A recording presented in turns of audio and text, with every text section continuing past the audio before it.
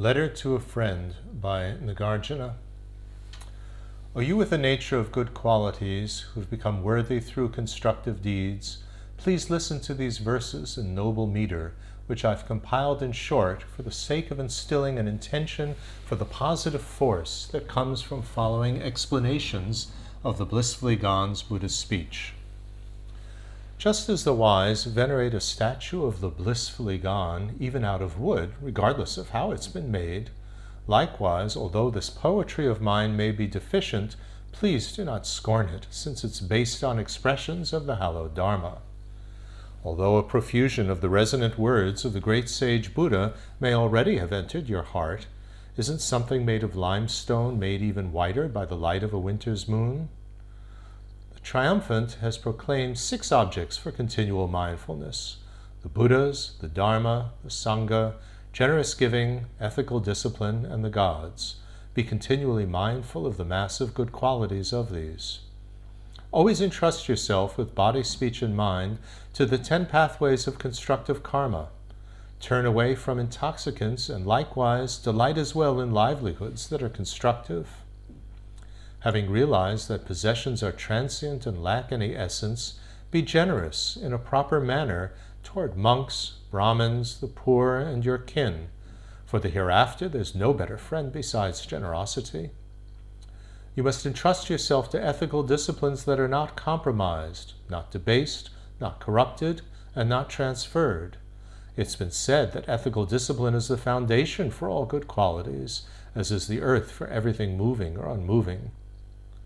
Generosity, discipline, patience, perseverance, mental stability, and likewise discriminating awareness are the immeasurable far-reaching attitudes. Expand them and make yourself into a powerful Lord of the Triumphant who has reached the far shore of the ocean of compulsive existence. Any family in which the father and mother are honored will be together with Brahma and together with teachers. They'll become renowned for honoring them, and afterwards as well will attain rebirths of higher status. When one gives up causing harm, thieving, sexual activity, lying, alcohol, and attachment to eating when it's not time, delight in high beds and seats, songs, dance, and all sorts of jewelry, and takes on these 8 branches that emulate the ethical discipline of liberated arhats, these one-day precepts will bestow on men and on women an attractive body of a desire realm god. View as enemies stinginess, guile, pretense, attachment, lethargy, false pride, lust, hatred, and conceit over greatness of caste, physique, education, youth, or power. The sage has proclaimed that caring is the mental stand for the nectar of immortality, while not caring is the stand for death.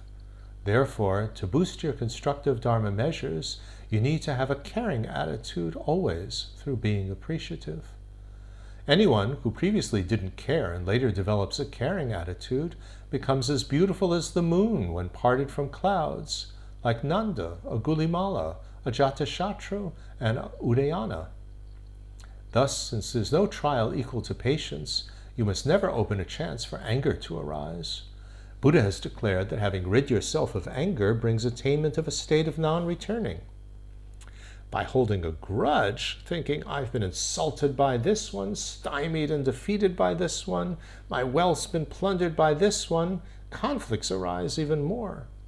Whoever rids himself of grudges goes to sleep at ease. Know that thoughts may be like figures drawn on water, on earth, or on stone. Among them, it's best for those with disturbing emotions to be like the first, while those with wishes for the Dharma to be like the last.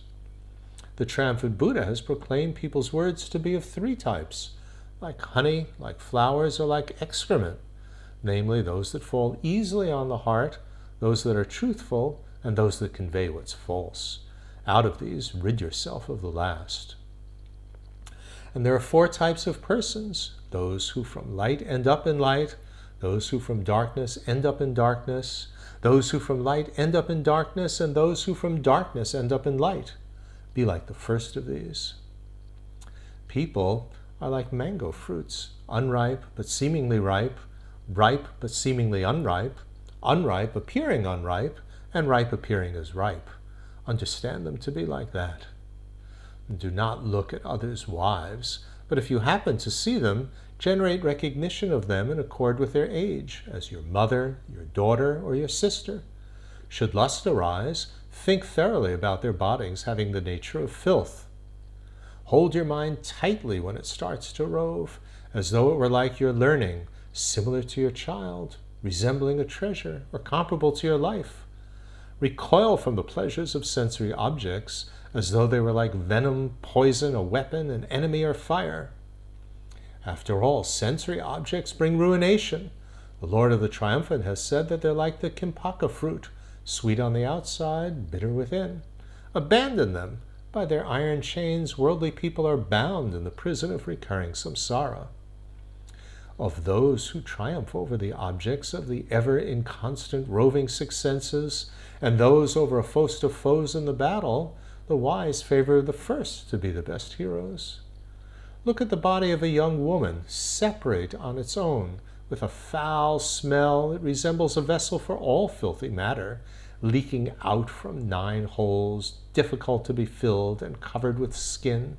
And then look at its ornaments also, separate on their own. Realize as well that lust in those with desire for sensory objects is like what happens with a leper tormented by maggots, who relies on a fire for the sake of some comfort and yet gets no relief. So, for the sake of seeing the deepest truth, make it a habit to pay attention to phenomenon correctly. No other preventive measure exists at all that has such good qualities as that. Although a person may have a good caste, physique, and education, if he lacks discriminating awareness and ethical discipline, he is unworthy of esteem. That being so, anyone having these 2 qualities is to be honored, even if he lacks the other good qualities. O realizer of the transitory world, don't have as objects of your mind the 8 transitory things of the world, namely material gain and no gain, happiness and unhappiness, things nice to hear and not nice to hear, or praise and scorn. Be indifferent toward them. You mustn't commit any negative acts, even for the sake of a Brahmin, a monk, a god, or a guest, or your father, your mother, your child, your queen, or your retinue. They will not partake of even a share of their hellish ripening. Although any commitment of negative karmic acts may not cut you immediately afterwards like a sword, nevertheless, when the time of death comes, whatever karmic results there will become manifest. The sage Buddha has said that belief in fact, ethical self-discipline, generous giving, listening, moral self-dignity, care for how your actions reflect on others, and discriminating awareness are the 7 stainless Arya gems. Understand that other, ordinary gems have no meaning. Gambling with dice, looking for meaningless gatherings, laziness, relying on misleading friends, intoxicants, and roaming around at night bring about worse rebirth states and your fame to decline. Abandon these 6. It has been excellently said by the teacher of gods and men that among all wealth, contentment is the best. So be fully content. If you know contentment, even if you possess no wealth, you'll be perfectly rich. Good sir, just as those with many possessions have problems, that isn't the case with those whose desires are few. As many heads as the foremost Nagas have, that many problems arise from the gems that they wear on them. Avoid taking these 3 types of wives, those whose natures are to associate with your enemies like assassins, to be contemptuous of their husbands like baronesses, or to rob and steal even little things like thieves. But one who, like a sister, is compatible with you, or like a female friend goes straight to your heart, or like a mother wishes for your welfare, or like a maid is obedient, honor her like a family deity. Rely on food in the proper measure, like a medicine, without greed or repulsion, not out of vanity, and not because of showing off, and not because of obsession with health, but merely for the sake of maintaining the body. O Lord of propriety, having passed the whole day and the first and last periods of the night in constructive deeds, go to sleep with mindfulness in between these 2 periods, without making your sleeping time fruitless. Always meditate properly on love, compassion, joy, and equanimity. Even if you do not receive like that the highest goal, nirvana, you will at least attain a Brahma realm's bliss. By means of the 4 dhyana states of mental constancy, which rid you of the experience of desire realm objects, physical joy, mental bliss, and suffering, you achieve fortune equal to the gods of the celestial realms of the Brahmas, brilliant light, full virtue, and the greatest fruit. The mightiness of karmic actions, whether constructive or destructive, derives from 5 aspects: their frequency, the motivating emotion adhering to them, the absence of opposing forces, the benefit or harm created by the basis at whom they're aimed, and the major good qualities possessed by that basis. Therefore, make effort in constructive behavior having these 5.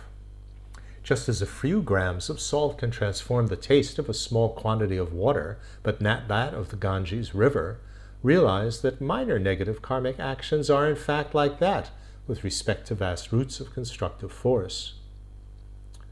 Flightiness of mind and regret, ill will, foggy-mindedness and sleepiness, desirous intense and indecisive wavering, realize that these 5 obstacles are the thieves that plunder the gems of constructive behavior.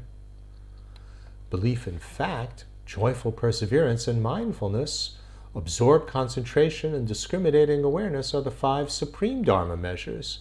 Strive after them. These are known as the forces and the powers, and also what brings you to the peak. I've not gone beyond sickness, old age, or death, or being parted from what's pleasing, or beyond what my karma will do to me. Through the gateway of its antidote, repeatedly thinking like that, you won't become smug. If you desire higher rebirth status or liberation, make into a habit a correct view. For persons having a distorted view, even good deeds will all have unbearable ripening results. Therefore, know that people in actuality have no happiness, are not permanent, do not have a self, and are not clean. Those not having those 4 close placements of mindfulness regard people in the 4 reverse ways and thereby are devastated. It has been said that forms are not the self is not the possessor of forms, a self does not abide in forms, and forms do not abide in a self. Like that, understand that the remaining 4 aggregates are also devoid of an impossible self. The aggregates come not from a triumph of wishing, not from permanent time, not from primal matter, not from an essential nature, not from the powerful creator Ishvara, and not from having no cause. Know that they arise from unawareness, karmic actions, and craving. Holding deluded morality or conduct as supreme, viewing one's body in a reverse way, and indecisive wavering, realize that these 3 yokes are barriers across the gateway to the city of liberation. Liberation depends on oneself. In this, since there's nothing to be gained through assistance from others, make effort in realizing the 4 truths through gaining possession of listening, discipline, and stability of mind. Always train in higher ethical discipline, higher discriminating awareness, and higher mental concentration. The 100 plus 100 and 50 plus 3 monastic trainings constitute the first higher training, and the 3 higher trainings are fully gathered in it. O powerful Lord, the blissfully gone Buddha has indicated that mindfulness of the characteristic behavior of the body is a singular path to traverse. Holding it tightly, safeguard it well. Through a decline in mindfulness, all Dharma measures fall apart. Many things can damage your life. It's more impermanent than a bubble on a river tossed by the wind. Any respite from death you may have, to breathe out after breathing in and to waken after having fallen asleep, that's utterly amazing. The end point of the body is to wind up as ashes, or to wind up dried out or putrefied, or in the end to become excrement. Realize that having no essence, it's something that'll be consumed, desiccate, rot, or be chewed into bits. If even the earth, Mount Meru, and the oceans, these physical bodies will burn up through the shining of 7 suns, so that not even their ashes will remain, what need is there to mention something extremely frail like the body of a man? Thus all these things are impermanent. without a solid soul. They're not a refuge, not a protector, and not a resting place. Therefore, highest of men, you must develop disgust for recurring samsara. It has no essence, like a plantain tree. Since even more difficult than the meeting of a turtle and the hole in a solitary yoke located on the ocean is the attainment of a human state from that of a creeping creature, make that attainment with human faculties be fruitful through practicing the hallowed Dharma. Even more foolish than someone who uses a golden vessel adorned with gems to collect his vomit is someone who, having been born as a human, performs negative deeds. Now you possess the four great wheels. You live in a land that's conducive for Dharma. You rely on hallowed beings. By nature you're prayerful. And in the past as well you've built up positive force. Sage Buddha has said that reliance on a spiritual master brings complete fulfillment of a spiritual life. Therefore, rely on hallowed beings. So many have attained the peace of nirvana by having relied on the triumphant ones. But rebirth as someone holding a distorted antagonistic outlook, as a creeping creature, a clutching ghost, or in a joyless realm, or rebirth where the words of the triumphant are absent, or as a barbarian in a savage border region, or stupid and dumb, or as a long-lived god, rebirth as any of these are the 8 faulty states that have no leisure. But having found leisure, being parted from them, make effort for the sake of turning away from further rebirth. Good sir, develop disgust for recurring samsara, the source of manifold suffering, such as the poverty of getting the things that you want, death, sickness, old age, and more. Listen to even just some of his faults. Since a father can be reborn with the status of a son, a mother with the status of a wife, those who had been enemies with the status of friends, and the reverse situation can occur as well. Because of that, there's no certainty at all in samsaric states.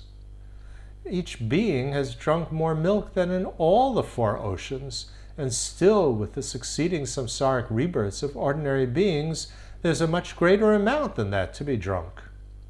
For each being, the pile of their own bones would have been an amount equal to Mount Meru, or would have surpassed it. And with pellets merely the size of the stone of a juniper berry, there's not enough earth, in fact, for counting how many times each being has been each member of each one's maternal lines. Having become an Indra fit to be honored by the world, you fall back again upon the earth through the power of karma. Even having changed to the status of a universal Chakravartin king, you transform into someone with the rank of a servant in samsaric states. Having for a long time experienced the pleasure of the touch of the breasts and hips of maidens of the higher rebirth realms, once again you'll have to entrust yourself to the unbearable touch of the implements for crushing, cutting, and subjugating in the hells.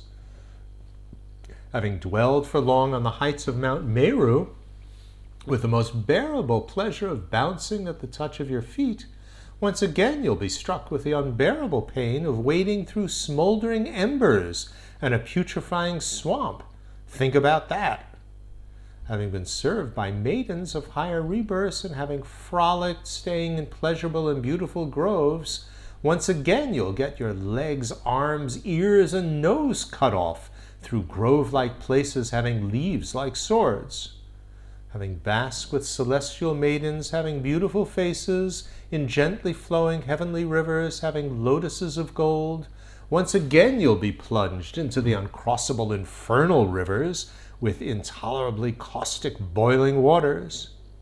Having attained the extremely good pleasure of the desirable sense objects of the celestial realms, and the pleasures of the state of a Brahma, which are free of attachment, you'll have to entrust yourself once again to an unbroken continuum of sufferings from having become the fuel of the flames of a joyless realm of unrelenting pain. Having attained the status of a sun or a moon with the light of your body illuminating countless worlds, once again you'll have arrived in the gloom of darkness and then won't see even your outstretched hand. So, let the positive force from knowing that samsara has come to have faults like those make the light of the lamp of your threefold practice advance. Otherwise, you'll be plunged all alone in an infinite darkness that can't be stamped out by the sun or the moon.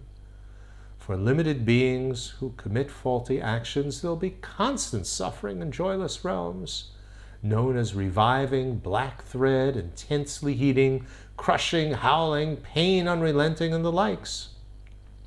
Some are pressed like sesame, and likewise others are ground into powder like the finest flour. Some are cut up with saws, and likewise others are split with the unbearable sharp-bladed axes. Likewise some are made to drink till completely filled flaming broths of melted, boiling liquid iron, and some are impaled straight through on barbed iron stakes blazing with flames.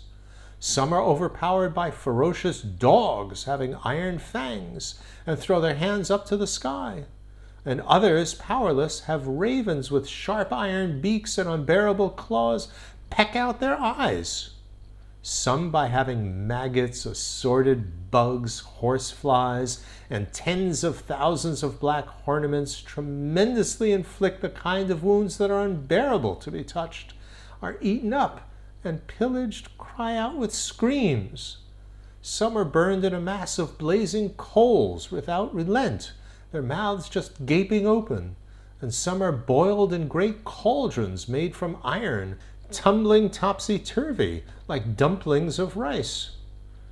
Anyone with negative karmic force who's not terrified in 1,000 ways from hearing about the immeasurable sufferings in the joyless realms that they are cut off from by merely the stopping of a single breath must have a nature as hard as a diamond.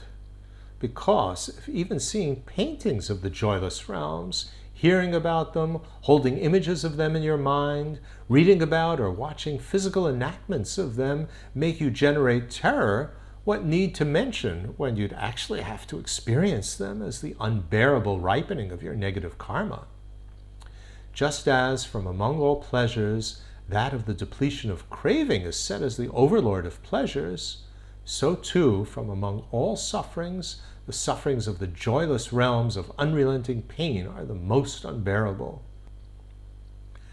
However much suffering there might be in this world from being violently stabbed for a day with 300 spears, that doesn't even roughly approach, it doesn't even match a fraction of the tiniest sufferings in the joyless realms.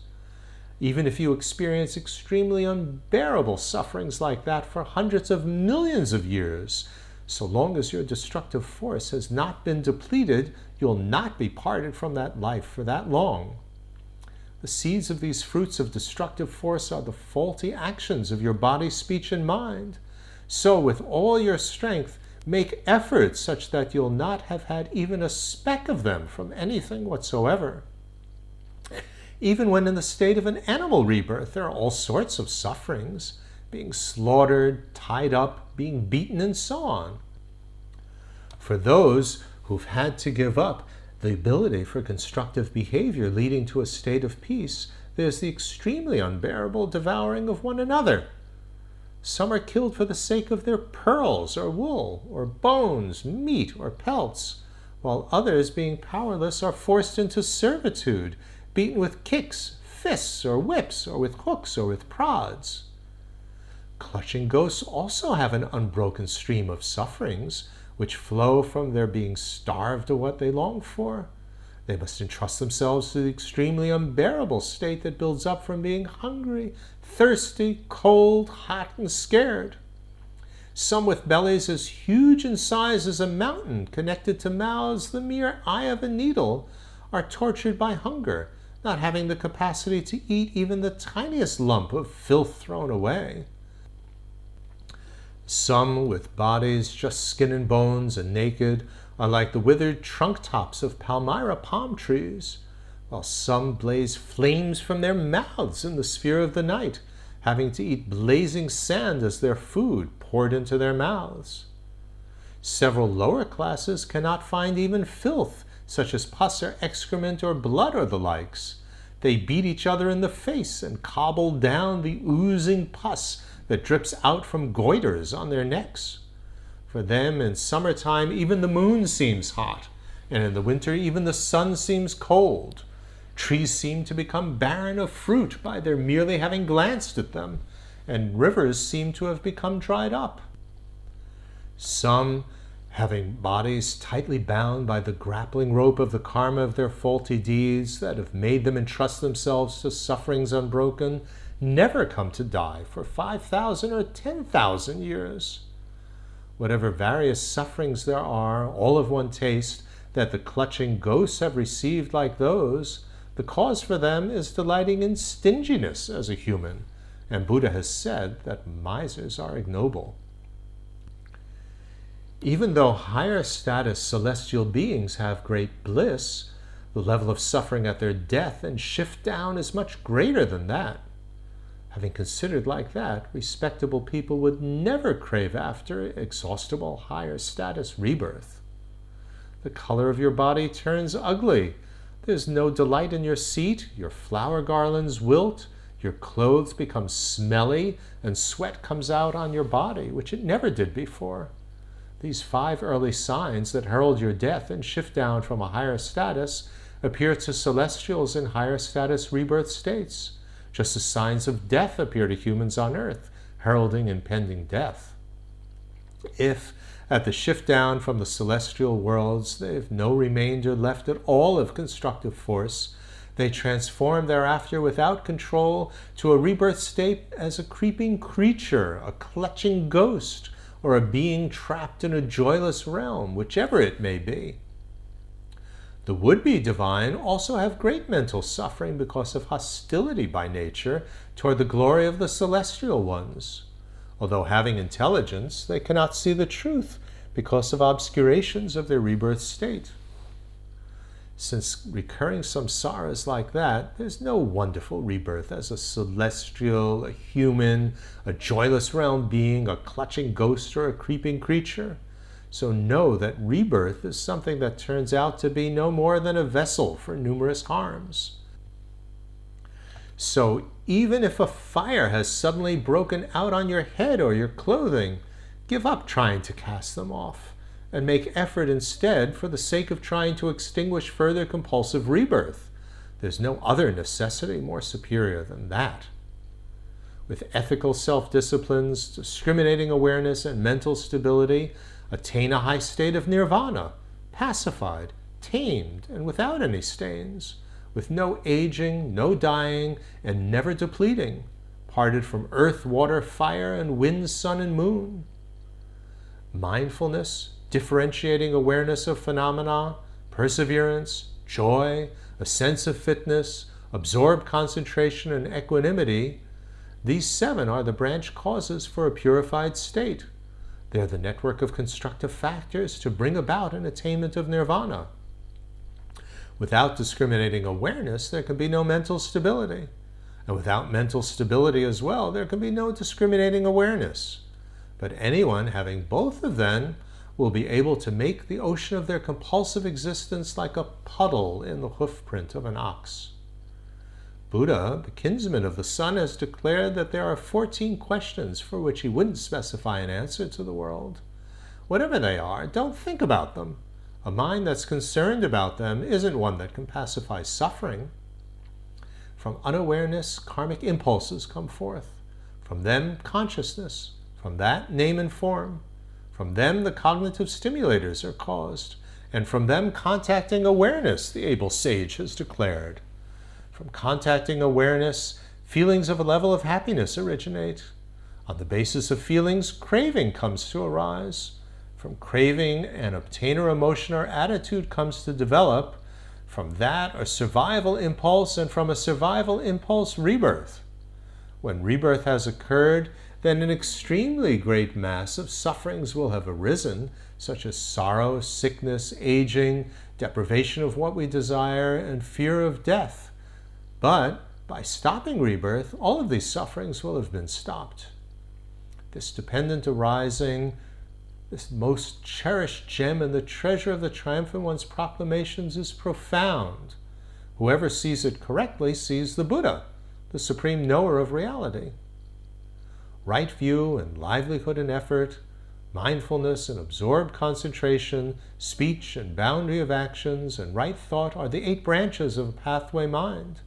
You need to meditate on them for the sake of bringing yourself the peace of nirvana. This rebirth is suffering. That which is called craving is the wide-ranging originator of that.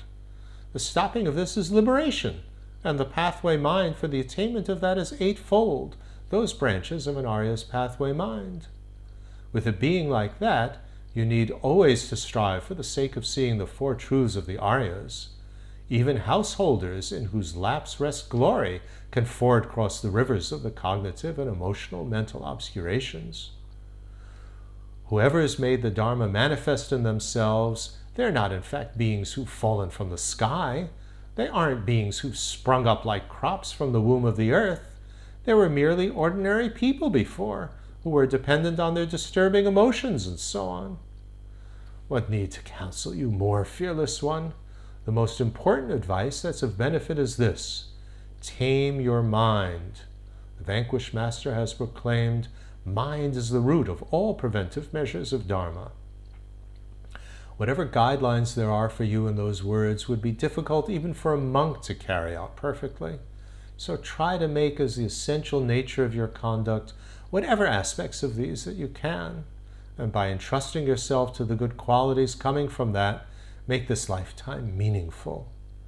Then, having rejoiced in all the constructive deeds of everyone and dedicated fully for the sake of attaining the state of a Buddha, the 3 aspects of your own good conduct as well, and then with this stockpile of positive force from that, you've mastered all the yogas and countless rebirths in the worlds of the gods and of men, and have nurtured numerous wretched beings with the conduct of an Arya Avalokiteshvara, then, having taken a final rebirth and rid yourself of sickness, old age, desire, and anger, make that lifetime immeasurably long as a guardian for the world, like the vanquishing Master Amitabha in his Buddha field. Then, having spread throughout the celestial realms, space, and on the face of the earth, the stainless great fame of discriminating awareness, ethical discipline, and generous giving, and subsequently having attained the powerful state of a triumphant one, which for men on the earth and celestials in higher status realms completely and definitely quiets down their taking delight in pleasures with outstanding young maidens and other delights, in other words, which for the masses of limited beings wretched through their disturbing emotions, quells their fears, their births and their deaths, then attain the high rank which is beyond the perishable world, name only, fearless in its peace, unaging, never possessing a flaw.